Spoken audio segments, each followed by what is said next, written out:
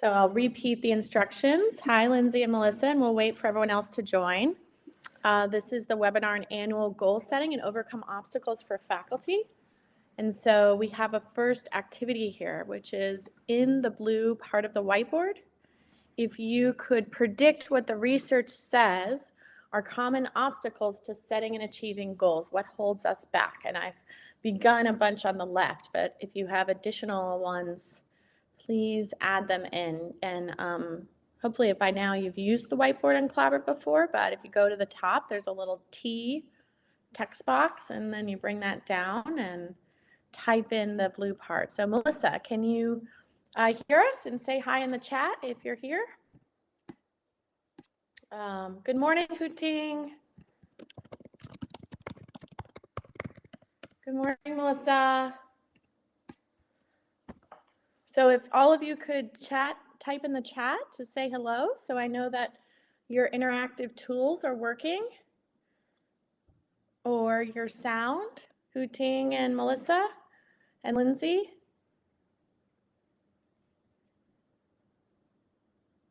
If you've never used Collaborate before, you can open up the purple panel on the right by clicking on that little purple. Hi, Hooting.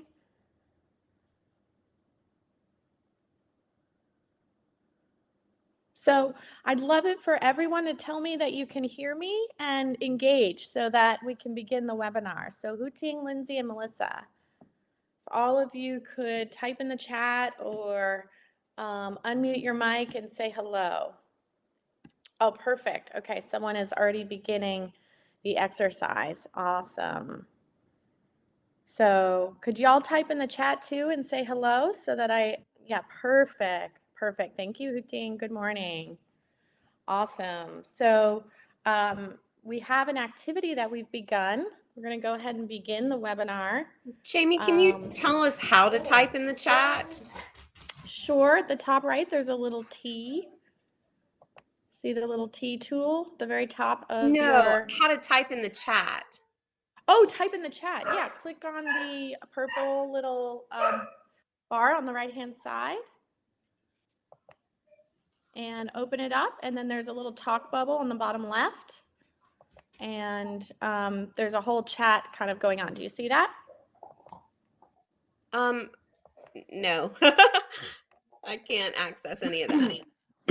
So you don't see like a purple arrow? That I do, but it just gives me a selection to search for something. I was trying to type in the top thing, but it doesn't. There's it says like a it can't find that. That says everyone. I don't know if you see that. Yeah. See at the top where it says everyone? Apologies. Yeah, just click on everyone. Yep, apologies for that. Oh, okay. Okay. Mm-hmm. Yep. Thank you. Okay, awesome. Thank you, guys. So I appreciate the activity, and you can, and by the way, if you don't want to type in the chat, we've got a small group, so Melissa, you can just unmute your mic like you did. I appreciate that. Yay. So I see someone has already jumped in with an answer to the prompt here, which on the left I said, predict what the research says are common obstacles to setting and achieving goals, right? What holds us back? And I see that someone wrote no experience with this type of goal. Oh, okay, so like, I'm assuming you mean like maybe as an artist, if Lindsay wrote this, yeah, you know, you're used to art goals, right? How to create or a photograph, right? But not necessarily like a goal related to P&T or something. Mm-hmm. Is that what you meant? Mm-hmm. Yeah. Okay, like good. Not having experience with like something that I've never done before that I'm trying for the first time. I don't know how to predict how it will like turn out. Good. Yeah, definitely. And also, I really appreciated what you wrote, which was lack of funding and lack of department support. Yeah, so goal setting shouldn't be an isolated experience, right? We need support. We need, in this case, if you're looking for funding or in a community, right, a department head, you need their guidance, right, or colleagues. And so too often, right, we do goals in an isolated capacity, and that's not even our fault. Like there isn't a structure to help us. So I appreciated that comment. Someone else wrote, they're unclear what goal a good goal is. Good. So yeah, like what are kind of certain approaches to goals? What, in this case, what does VSU consider is a goal? Yeah, that's a great, whoever wrote that in, I appreciate that. Any others, y'all? What about the ones on the left? Do those surprise you? Do you relate to any of them? Have you experienced any of the ones on the left before? And you can go ahead and unmute yourself, like I said, since we have a smaller group. Oh, and Jiao, hi Jiao. So Hi. I'm asking, hi, so Jiao, the list of the goals on the left or the obstacles to goals, have you experienced any of those before? Yes, I do. I did. Yes. Yeah, which one? Could you share a little bit with us? Which obstacle have you experienced when trying to goal set? For me, like afraid of failure or success Mm-hmm. hold me back. Yeah, I'm yeah, yeah, yeah. And afraid. I know that about you because you're a perfectionist. So, Thank you. right? Fellow perfectionist here, right? And that's a lot of people in higher ed. So the list on the left, y'all, I pulled from the research on what are common obstacles for faculty when goal setting, and I think that's common among higher ed, right? That we're very high achievers, and so we don't want to fail. Even though we all know, and we're going to talk about this, that failure actually leads to success too, which I see someone else wrote on the board. What happens if we set a goal we cannot fulfill? Ooh, I love that someone put that, because I'm going to get today to an approach that helps us set goals that actually give room for failure. Because like this person asked, too often we think that we just have to achieve a goal and then in our AFRAPs report the achievement. But what if we fail it, or what if it takes longer, right? What even counts as failure? So I appreciate who wrote that, because I'm going to talk today about a particular approach to goal setting that actually allows for failure for that reason, that in failure are moments of growth and innovation. So that was a good question. Lindsay, I see you unmuted. Do you want to add something else? Is there something on the list that you can relate to or that surprised you? I was gonna say that actually that recent comment, what happens if we set a goal we cannot fulfill, that was a concern I also had. And then also underestimating time completion. Yeah. And I think that, again, that's like our overambitiousness, right? We have achieved a lot as faculty and in higher ed. And I see this with our students too. With best intentions, we're like, oh, we want to, like, in your case, Lindsay, exhibit at 2 galleries in every year and it's like, well, but is that realistic given pandemic, or realistic given all of my teaching commitments, right? And for those of us who publish, it's like, I'm going to publish an article every year. And then guess what? There are journals that take a long time to review our research. So even if we have output, that doesn't always mean we have outcome. So yeah. Another question for you guys. In this list on the left, and any of the additional ones you guys put on the board, do you think any of these relate specifically to intrinsic motivations or emotions? And you may not know what that concept of intrinsic motivation is yet. I'm going to actually go over it, but do any of these goals relate to emotions? What do you think? I mean, don't all of them? I mean, goal setting is pretty personal, so my thought is that, like, it's a comment on your self-worth all the time, so therefore it's necessarily emotionally connected. So I love that from someone in theater, right? In the arts, right? We recognize what we do is highly, emotional. So I asked that question because I'm going to talk about how emotion plays a role in goal setting, like you're mentioning, Melissa, and is in a number of these, like failure, punishment, right? Reflection of our identity.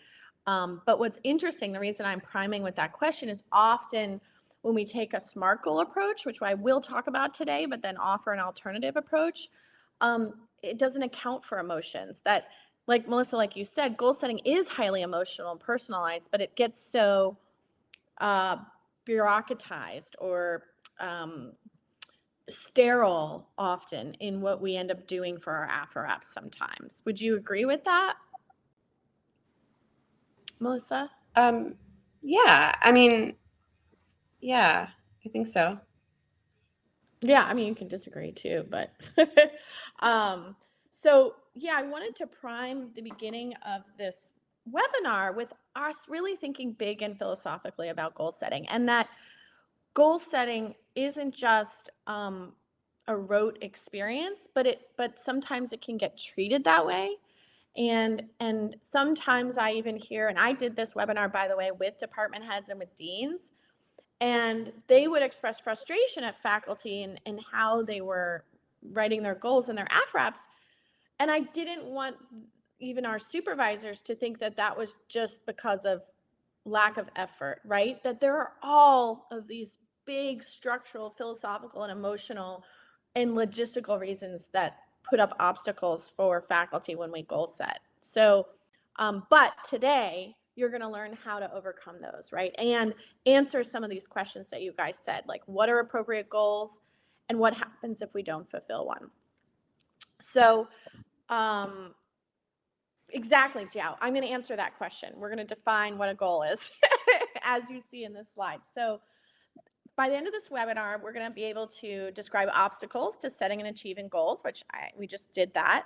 We're going to talk about the difference between intrinsic and extrinsic motivations that relate to goal setting. We're then going to do what Jiao just asked for, which is define what a goal is. And we're going to talk about how to even align goals with not just your personal career, but maybe even department or college-wide university initiatives. We're going to compare and contrast two different approaches to goal setting.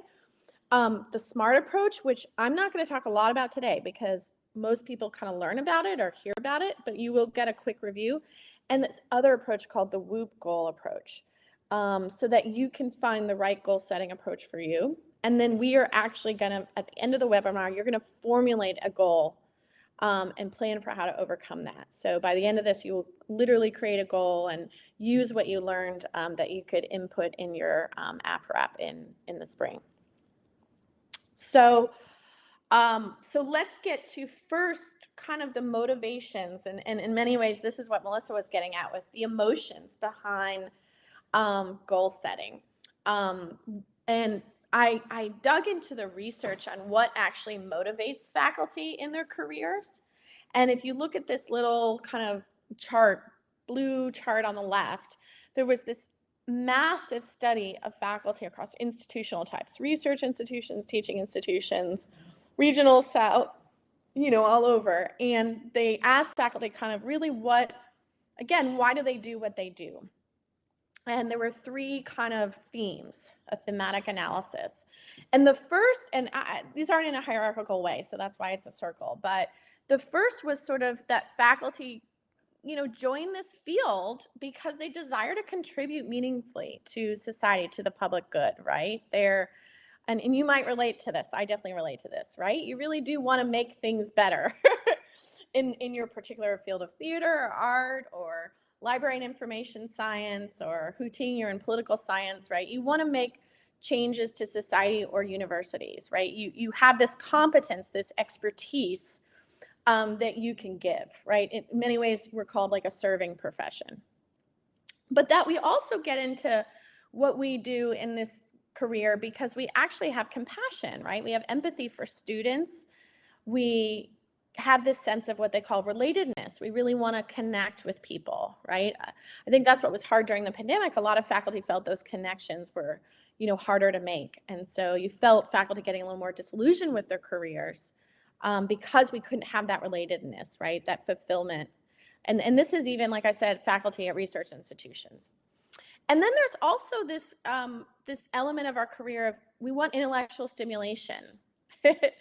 All of us are intellectuals and curious about the world, whether as artists or researchers or thinkers and writers. And And then we want freedom in the autonomy to do that work, right? That's kind of inherent to tenure, right? Or academic freedom.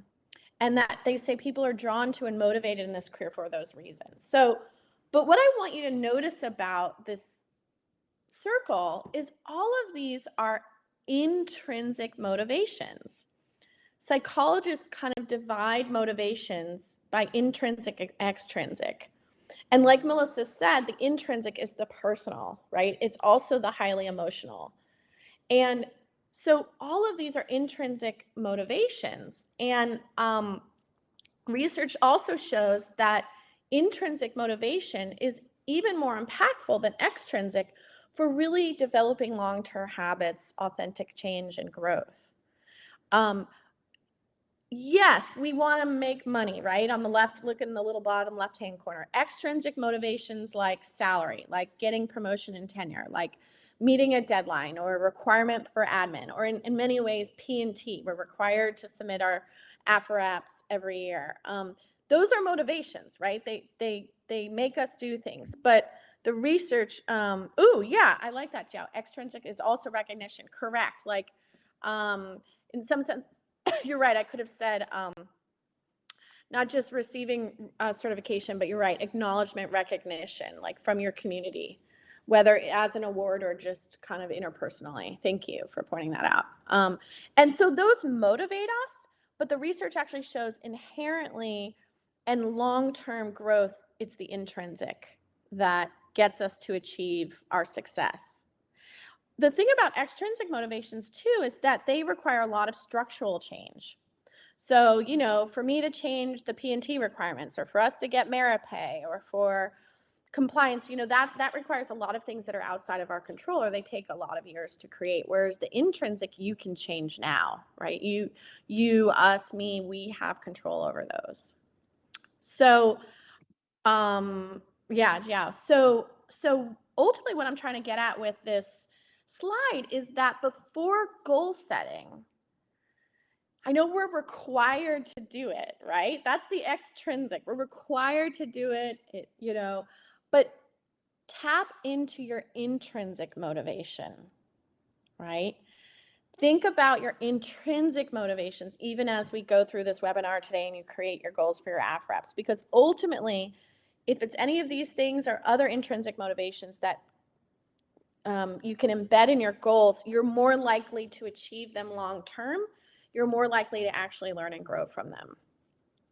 So that's kind of why I wanted to reframe how we have understood goal setting or approached goal setting in our AFRAPs.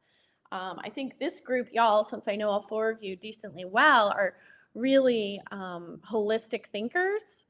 And but a lot of faculty sometimes, maybe even just for lack of time, kind of treat goal setting as sort of just a rote bureaucratic exercise, right? And so I'm wanting us to rethink goal setting as intrinsically motivated and much more of a kind of exciting and long-term growth tool for us. Okay, so Jiao asked earlier, well, what is a goal? Jiao, you could have I could have had you as my co-designer of this workshop. So what is a goal? Well, let's define it. So there are a lot of different definitions of goals, but generally psychologists, or I tried to synthesize what they say here on the left, they define a goal as a mental plan of action that we set for ourselves to achieve desired outcomes. You know, that's a very cognitive based and individualist based definition of a goal, okay? So keep that in mind. But what I like is that in the literature, they also discuss about kind of two layers of goals: macro goals, so the big, broader goals you have for yourself, and then micro goals that sort of scaffold you to that point. And the SMART goal approach, which is on this slide, follows a little bit of that micro process. And let me do a quick kind of sense of you guys. Who has heard of the SMART goal approach before? You can say yes out loud or type yes in the I have. no. Okay, so Lindsay has, yeah, Melissa, Zhao. Hu Ting, have you heard of the SMART goal approach? And Hu Ting is new faculty this year, so it's totally okay if you haven't. If she's still on, maybe she, oh, she has not. Okay, so Hu Ting, I'm going to go over it really quickly, and and then I'm going to ask some questions, and maybe Lindsay and Melissa and Zhao will jump in a little more, because VSU has done a really good job kind of training a lot of us over the years on the SMART goal approach. It's a common approach to goal setting used in higher ed and across companies. It's defined as SMART, which S, as you see, means specific, M, measurable, A, attainable, R, relevant, and T, time bound. And what it helps, and your department head may even say, create a SMART goal, and that's what they mean. They want you to define it in detail, be really specific. They want you to include how it can be measured. They wanted to, now this gets to what Lindsay was talking about, they want it to be attainable, right? So yeah, a SMART goal would not be, I'm going to publish my book, right? Okay, well, SMART goal would be, I'm going to work on chapter 1, right? So that, and then have a friend peer review it by the end of the year. Yeah, I think Right. the mistake that I also made was I think I made a broader, like, overly achieving goal. Like, I made a macro goal, I think, instead of a micro goal, which became unachievable. And I learned that the hard way. Yeah. Well, what'll be interesting is you may really, though, like this new approach I'm going to talk about, though, that does do a little more macro, but that's what's the blessing of a SMART goal, is it really makes you get to the fine details of time, when, how, right? And narrows it really kind of down, especially if we're doing an AFRAP, just like a year goal, right? And so actually that's my questions for y'all, if you can jump in. What are the pros of SMART goals? So I just shared one, but Lindsay shared one. Melissa and Zhao, what would have been pros of doing a SMART goal for you guys? Hi, this is Shai. To me, this SMART sounds very quantitative. It's almost like you can quantify your goals by time, by measurement, by specifically, like almost you can visualize it. I've just felt like it's very approachable. It's very, I don't know, it's very, what's that word? It almost felt like you can touch them. Yeah, no, you're right. I love the word quantified, because it is quantified. Like often it's like similar to when we do writing goals, Jai, where it's like, I'm gonna write a paragraph within the next hour, right? That's a type of SMART goal. So it's very piecemeal, very quantified and measurable in that way. It has an outcome.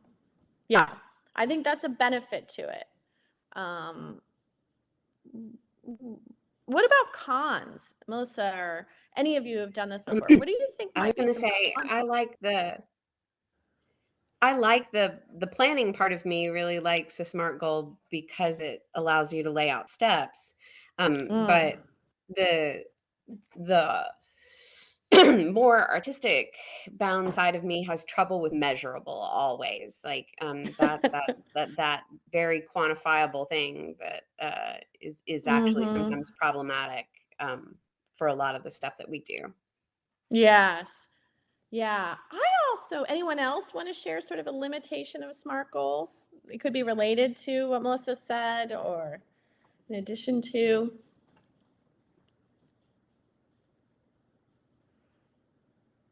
I found that they were, this gets back to what Lindsay was saying. They get so macro that then you lose sight of the big picture, or what I would say, the aspiration, right? I get that, like, if we get too aspirational, then we can't scaffold, but it's like there is a lot of research, and I'll get at the new approach in a second, to say the aspirational really like is where the big thinking and the big innovation happens, right? Like you're saying, Melissa, the creativity, the artistic. So SMART goals can sometimes seem too almost and maybe that's what you're getting at with measurable, like too factual and bureaucratic, and then you lose sort of the dreaming, right? The dreaming of it. They can be too mechanical sometimes. What about failure, y'all? Do SMART goals account for failure? Because that was a wonderful point one of you made in the first slide. That was me, and no, it does not account for failure, because the time bound thing in particular is like either you did this or you did not do this. So there's no room for learning along the way what you don't know. Yes, And and then adjusting it for that. feels like you just failed the goal, right? With a SMART goal if you didn't make it, right? There seems to not be room to sort of, like you said, account for failure in the goal setting and then outcome process. Yeah, yeah. Hit the nail on the head. Okay, well, Hu Ting, do you have any additional questions about SMART goals now that we've gone over it a bit? I just want to just catch you just in case. I know we went over it quickly. Okay, so here's what's cool. At VSU, they do say you can use SMART goals to help you formulate a goal. But I had over the years, like all of y'all are saying, I personally and heard from other faculty that we felt sort of limited by it. Like, you know, it felt too, as I'm mentioning, too bureaucratic, and it just wasn't working for us. So when I developed this webinar, I went looking in the psychology research for maybe another approach. So y'all can decide and try out different years if you want to do SMART approach or this other approach. And this approach is called the WHOOP approach, like whoop whoop. And I will say it's fun to have some artists in our webinar today, because when I did this webinar with the deans, or who did I do it with? I don't know. Michael Schmidt was in the meeting. Oh no, who was it? Yeah, I think it was Michael Schmidt. It was either Michael Schmidt or Dean Pierce, and I know he's now over advancement. He had heard of the WHOOP approach, right? And he said it spoke to him more as an artist. So I think this is, and probably me as a more humanities kind of thinker and an emotion, someone who attends to emotion a lot. So Jiao, this may resonate with you too. I really liked this approach. So let me talk to you about it. Gabrielle Oettinger, so she's there on the left, and this is her book, Rethinking Positive Thinking. She is a renowned psychologist, professor of psychology at NYU, and she's done decades of research around, again, goal setting and motivation theory. And she wrote this book. It's more of a translation of her academic research for the, this is more of like a public intellectual book, but it's a bestseller. And she kind of ended up creating from her research in psychology and motivation this concept of WHOOP. Okay, and I am actually going to give you guys a link to a quick video that overviews the WHOOP approach, because I could talk through it, but I found this awesome video on her website. And so I'm going to link it in the chat. And what all of you will do is you're going to watch it on your own. Okay, so I'm going to link it in the chat, and watch it on your own, and watch the first 3:51 minutes. So basically about 4 minutes. Okay, you may have to scroll over in the YouTube, you know how like you may have to start at the beginning of the video. So watch about the first 4 minutes where this person overviews the WHOOP approach. Go ahead and do that on your own for now. And when you're done, then jump back in the chat and say you're done, and then we'll talk through it more. Everyone got the instructions? Yes. Yep. Okay, great. Okay, so go watch that video for 4 minutes and then tell me when you're back.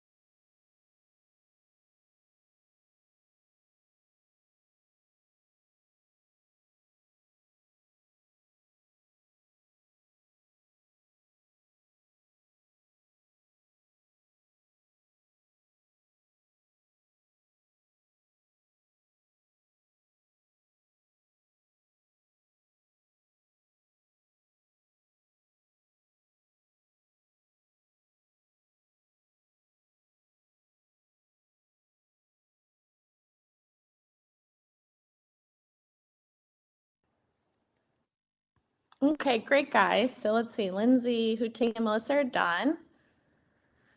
We'll wait another minute. Hi, Christine. I know you just joined us, so we're sort of in the middle. They just watched a video. Hi, I'm so sorry that I joined you late this morning. This week had a lot of confusing things going on. I apologize. That's okay. Well, I'm with you, right? Because I had to cancel that one yesterday. So, well, they just watched a video. We're waiting. Jiao, I think I just want to make sure you watched it. I'll put the link in the video again. But Yes, I did. Oh, perfect. Okay, so I'm just going to put the link in the chat again just for Christine in case she wants to watch it afterwards so she knows what we're talking about. But okay, so I thought that was a great kind of micro class, right? A good video of a chunking, right, of our how to teach a quick theory, a concept. So so y'all see on the whiteboard, I've kind of also laid out the WHOOP approach, right? The wish, but the wish is feasible. So it's a dream, but with a little bit of practicality to it, right? The outcome, but it involves kind of feelings and imagination. The obstacle, then what's the obstacle that's going to happen? And specifically the obstacle within yourself, right? Not just the external of someone else or the structural. And then your plan of how you're going to tackle that obstacle. And in the video, and Gabrielle talks about it, Dr. Oettingen talks about it as if then, but I also saw when I was doing research on this, people talk about when then. I kind of like the word when then because that basically says this obstacle is going to happen, right? And then what am I going to do about that? So I want to hear from y'all now. What do you think are some pros to this kind of goal setting in comparison to the SMART approach? What do you think? Feel free to unmute your mics and share. Flexibility in space. You want to expand on that a little bit? Sure. I'm just comparing this WHOOP method with the SMART method we just talked about. Like we said, the SMART. Sorry. Okay. My alarm. The SMART method is so specific. Like you have to quantify everything. There's no space for emotion. There's no space for just anything. But this WHOOP, like wish, when you look at the word wish, Yeah. You can say anything. I can wish anything. It does not have to be specific. There's just no restriction on what I can wish. Of course, it has to be feasible. I understand. So that's the space I see there. And also the obstacle. Yeah. I mean, you don't see obstacle in SMART, right? Here, Correct. we have a chance to visualize obstacle. I think that makes achieving goal more tenable. Like if you can see the obstacle and if you can work on, because there's a plan there to help you work on the obstacle, it's a totally different way of the thinking goals. And I mean, Yeah, and did you think, so what I thought was neat when I started reading the research about this, people were saying that the WHOOP approach, then the obstacle is almost like preparing for the failure, right? It includes then that critique that we had of the SMART approach was that there's no room for failure. But this approach is literally saying, put the failure right there, right? Put the obstacle that's gonna like impede you, but then how will you work through that? Using the plan, right? Using the plan to work on the obstacle. Yeah. Yeah. Thank you, Lindsay. What about you? I see your mic is unmuted. Yeah, I was gonna say the same thing about there's room for failure, and I like that it also showcases or it provides an area where you can write what you think your setbacks are even within yourself, but also externally. Yeah. So then if you do fail, I think it's acceptable and that you still have other options and plans. Yeah. Yeah. Melissa, what about you? What do you think? Pros, cons? We can also talk about cons, right? Because every approach has limitations too. I guess I do like the openness of this, and I like the idea that you're training yourself to overcome the obstacle by acknowledging it. I mean, I think I'm a little stuck on the idea that they're placing the obstacle as something that is internal, when Oh. often I feel like many Mhm. obstacles, that there are both kinds of obstacles, and both are Mhm. valid. So like I Mhm. can talk about why I stand in my way, or like, where I'm going to find the Mhm. difficulty, but often I feel like those obstacles are out of my control to some degree. And so Mhm. how does this allow for that? Yeah, and it's interesting. That's a critique of the positive kind of psychology literature, is that it goes too internal. I'm a social like justice scholar. I really think systematically about things, and that's always been my critique of a lot of the positive psychology literature, is that it goes too internal and then doesn't connect to the structural. I mean, I think you could still use the Whoop approach and then just in your obstacle mention maybe an obstacle internal and structural. Do you know what I mean? Like I mean, VSU recommends the SMART approach, but we're not, Yeah. it's just a guideline. So you could then create your own little version of SMART and Whoop together, and because I agree, right? The personal is still fundamentally wrapped up in the structural, right? There's still like y'all in theater, like you still need money to pay for those costumes. Yeah. You know what I mean? Like, Yeah. and I don't want you to pay for those out of your own pocket. So, um, yeah, go ahead, Gia. I just want to add something about this obstacle inside you. I felt like, how to say, our biggest enemy is ourselves, right? So if if we can work on the inside intrinsic or inside obstacle, we might come up with better idea to Yeah. overcome the external obstacles. But definitely, I think Mm-hmm. the internal one comes first. It's the most difficult ones to overcome. Yeah, Yeah. I think that's how Dr. Oettinger would have responded, for instance, to Melissa. Yeah. Um, And, I knew you were going to like this approach because I just, especially in the FLC we were in with Nicole, I could see you grappling with a lot of these issues. I think another thing I've heard people who like this Whoop approach is it's positive rather than negative. So even though, like you're saying, even though the obstacle is a challenge, it still gets framed as like, I can do this, I can get through this, right? You start with the wish and then you end with the action that's like, almost like a grit kind of growth. This is a very growth oriented approach. So I kind of like what you're saying, is that I see you as saying, even if, we have obstacles within ourselves and or structurally, this approach still kind of gets us to try to problem solve it that way rather than stopping at the structural obstacle or stopping at the failure. So, that's one other connection.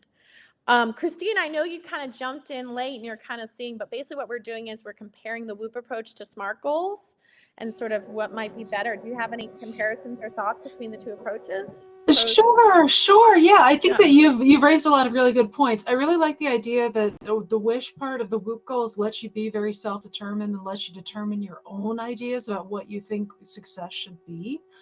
But I do wonder sometimes in terms of, the way the administration has to look at things like student success. It seems like we have to tailor this very specifically to what our administration wants us to be doing in our classes.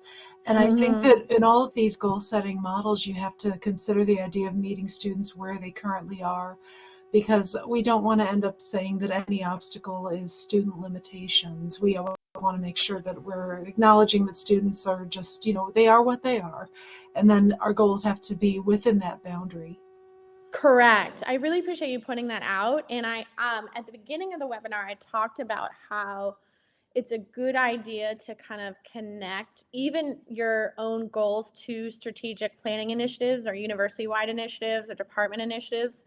So I think that's the one downside of this WOOP approach is you may wish too big, right? Like we can't wish our students to be a different student body, and we don't want to, right? We want to think it is not a deficit model, but a benefit model. Or we may wish to be at Harvard where, money is flowing all the time and that, that's not possible. So I do appreciate, Christine, that you're kind of reminding us that even if we use the SMART goal approach or the WOOP approach, as you pick your goals, align them still with your own intrinsic motivation, but if any of those connect to institutional structures or priorities, that's a great idea.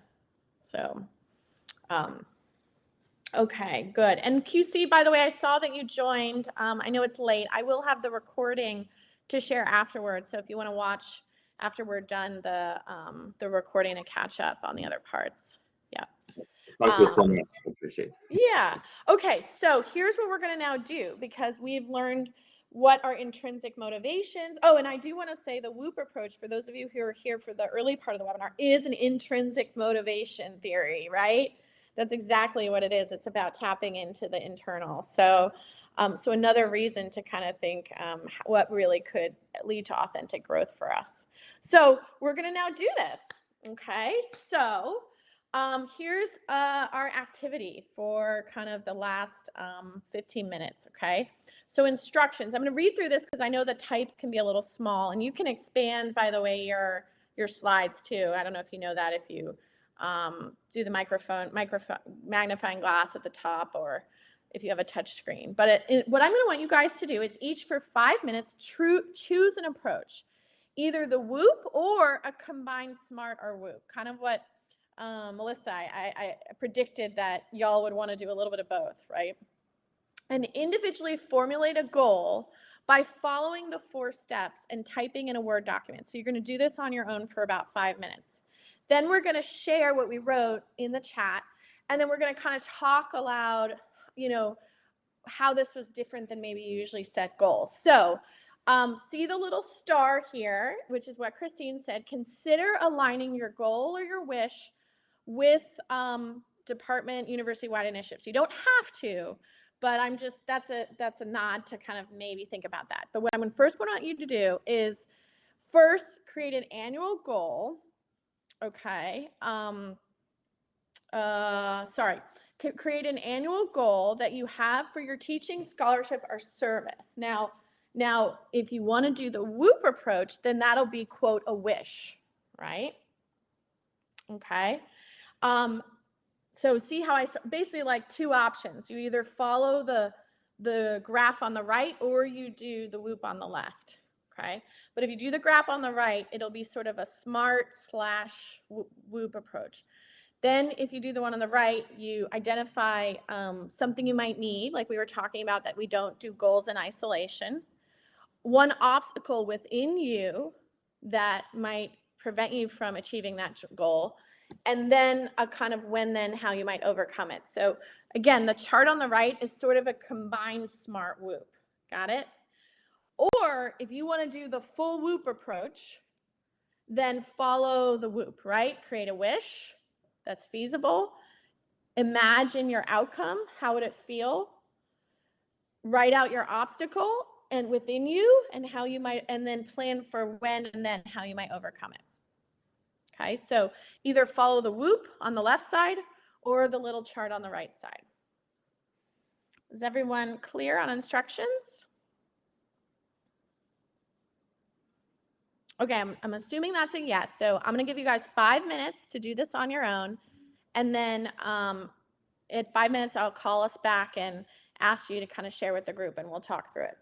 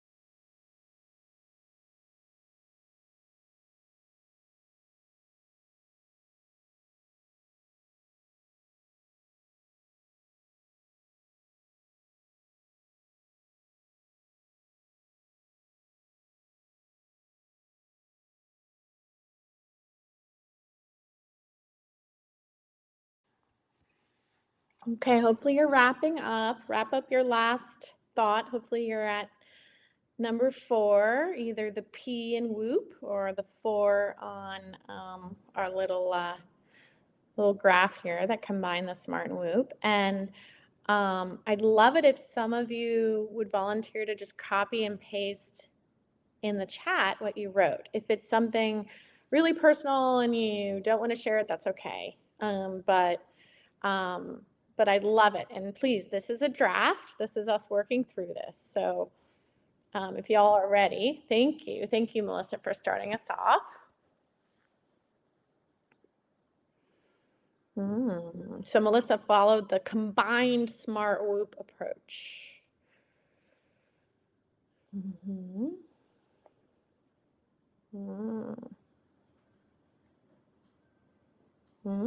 Okay, interesting. I like this. Kind of her working through the student mentoring component of our job responsibilities.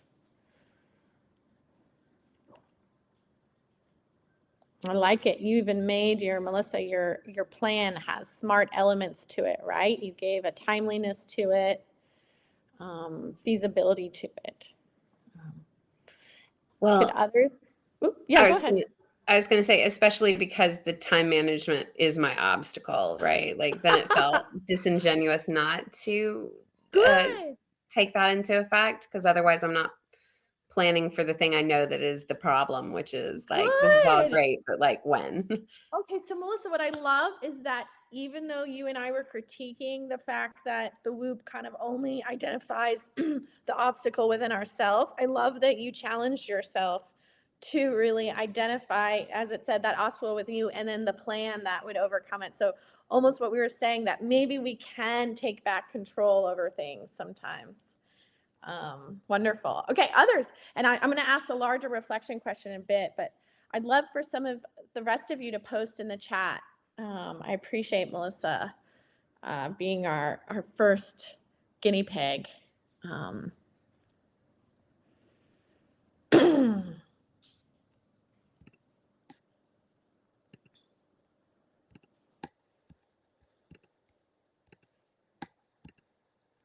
Are y'all there?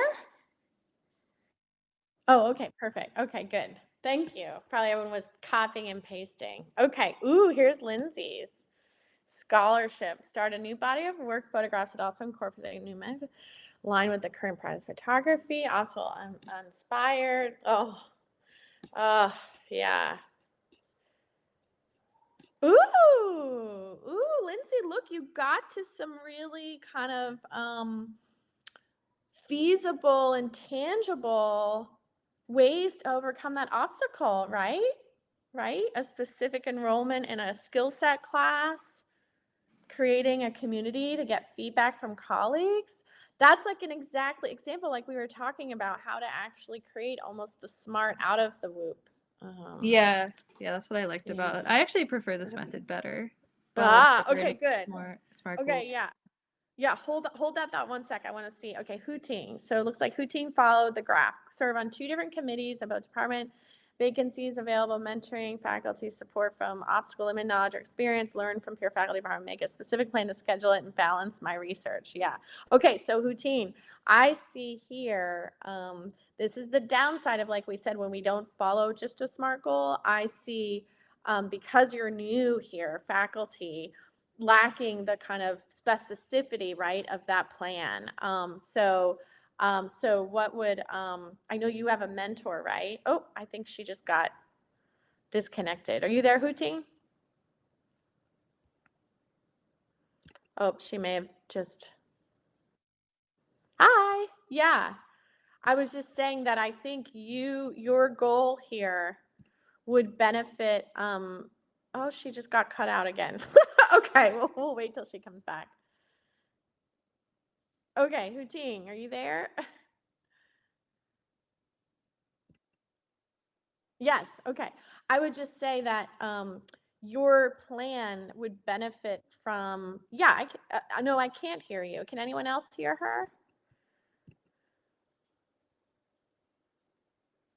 No. No, yeah. Okay, well, maybe something's going on with her mic.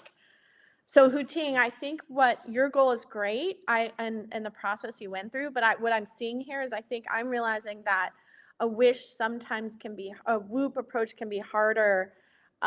Maybe when you don't know the structures to seek support from, so Huting, I would almost say that your number 4, that would be a great thing to work through with your peer mentor. Like you said, learn from your department head.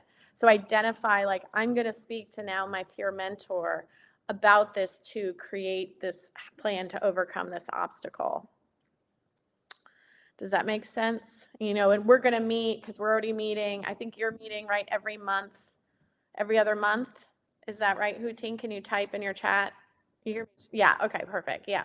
So you kind of hear what I'm saying. I'm sort of adding more smartness to your plan, that you will meet with your peer mentor in January, and then work through this goal so that you have you have the new service committee chosen by March or something like that.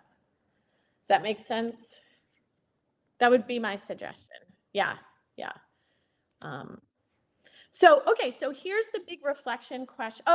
Okay, we have another one. Wish, put data and analysis together and finish. So this is a publication. Two peer-reviewed journals, meeting views to explore time and completing priority. When combating priority happens, carve out time blocks for writing and thinking. Yeah, and even kind of how you're going to carve out those time blocks, right? Do you put them on your calendar? Do you have an account buddy, right? Do you say no to certain things? So here's my final reflection question for all of you. How was this exercise different than when you usually set goals for your AppWrap? So Lindsay, I'm going to call on you because you started to share that and I cut you off a bit, but how is this different than maybe you've set goals before? I think it allows to know what your setbacks are immediately. Mm-hmm. So, and you said you liked this better. You liked this. You felt better about it. You feel more ready for it. Yeah, because I think there's always like a plan, like it's addressing the setbacks immediately. So then if something does happen, then I feel like I can make another plan to work around the setback. Good. Yeah. And you can do it too. Mm-hmm. I think I almost feel like the Whoop approach and this combined smart is kind of a confidence, kind of ego, emotional cheerleader for us, right? Mm-hmm. Whereas you said you had a goal last year or the year before that you said ultimately, I think you shared it wasn't feasible, and then you felt like it was a failure. Did you say that? I don't want to put words in your head. It was more so I think the goal was like way too ambitious. So then, okay. The amount of time it's been taking me is a lot longer than what I anticipated. Good. Cool. Well, good. Well, I'm glad that this might be the one you're going to try this year. Mm-hmm. Others, what about the rest of you? How is this exercise different than when you usually set goals for your AppWrap? I think it definitely gives a lot more to say, and it acknowledges some of the obstacles that people can run into with their goal setting. I remember when we first started to use the APL Next Ed interface, there was a lot of ways in which you would sort of like list a few goals, and it was always something very short and very specific that you knew that you could do. Like if you knew that you had to do a different textbook for a class in the upcoming year, you would say, I'm going to revise my BlazeView and syllabus for this course. And then you would do that revision of that course. And it was sort of like there wasn't really a lot of deep thinking about what you were doing. This method gives many more opportunities for acknowledging that there's a lot more to it, and there's more in terms of your own growth and development, and it acknowledges that there are some potential obstacles. I know that for me, whenever I'm revising a course with a new textbook, there are obstacles that I just don't really talk about where, I really liked the other textbook, or I really like how I've got my BlazeView set up, but I need to acknowledge that students need it set up in a different way. So this method gives me a chance to say, I'm going to ask my students what works for them. You know what I mean? Awesome, Christine. That's awesome. That's exactly what I'm hoping with this too. Yeah. Yeah, it's not that rote exercise that I felt like all of us were doing before. Yep. Yep. Thank you for that. I'd love to hear one more person share how this was different for them. Melissa, you know, what do you think after you? Yeah, I think the acknowledgement of the obstacle too is the key thing here that makes it different and allows for that. I guess my follow-up sort of my jumping to the next thing is, how does this allow us to discuss how we achieved or fell short of these goals without that, to get rid of the fear of failures thing that we talked about like early on, like, because I think this is an easier way to talk about getting the goals done, but does it address some of those initial concerns about, like, well, what happens if I didn't finish it in time, or what happens if the obstacles were too great, or yeah. So I guess so that's where my brain is going. What's next, right? Like, so this is a good. I like this, specifically the combined one, and The then combined one. Yeah. yeah, I knew that would speak to you. so yeah. So how does that lead to responding to the goals from the previous year? So that's in your reflections, right? That's in then your, like, maybe your teaching reflection, or in your, any context you put to your scholarly or your service. That's what I would say, right? So then you flesh it out in that's because really, I got to look at, we have that new template now for our apps, and I think because, like, unlike what Christine said before in the APL, it was literally like a box, blah blah blah blah. But now it's like basically word text, like just text. So I bet you could technically even put a little of that reflection actually in the goal section. But I could see, if you really wanted to talk more about it, actually going in the teaching section or going in the service section, right? Because we have more, it's not this like bureaucratic inputting, portal anymore. But Melissa, I see it ultimately goes in your reflections, right? That's where you talk about then how how you use this to grow in the next level. And then at the very least in your P&T document, right? 3 years down the line, then where did this goal end up? Right? Or in creating the next goal for the next year, maybe, yeah, if the quote goal wasn't met in this year, then your goal next year pulls on that one, right? The wish is, okay, I'm building off of, I'm still working through, what I did last year. So I don't know what you think about that, but that would be my suggestion. And at least and it's something you could ask your department head, but at least from my conversations with Sherry Gravitt and Michael Black, who oversee, the AFRAP kind of process, they really want it to be a growth-oriented process. So thank you, Christine. Yep. Yeah. Jamie, is there a place that the new AFRAP template is available? Yeah, I have it. Let me put it, I was just thinking I should put it in the chat. I actually have it because I'm going to bring it up in my webinar, the next webinar on writing reflections, but let me pull it up because Christine put the evaluation model, but let me put the actual template for you guys. It's a Word doc. So, hold on. I have it right here. So, I think you got beat to the punch. Yeah, and I am mindful. Oh, yeah, there's a link inside of that web page, which is the link that ends in .docx. That's the second one there. Whoops. Ignore mine. No, that's okay. That's okay. Yeah. If you go to Google and you try and copy a link, sometimes there's all this extra information in it. Yeah, so Christine got me to it before I did. So yeah, that's the template, and it downloads as a Word doc, Melissa. Cool, thanks. So, yeah. So I want to be mindful of time, and thank all of you. I can hang out if you have additional questions. I will post the webinar recording, and this is, by the way, I do have a reference slide for all the research I was talking about. I encourage you to read the book by Ottinger if you want to, but I will add this all to the BlazeView 101. And like I said, let me stop the recording now, but I will do. I didn't mean to leave.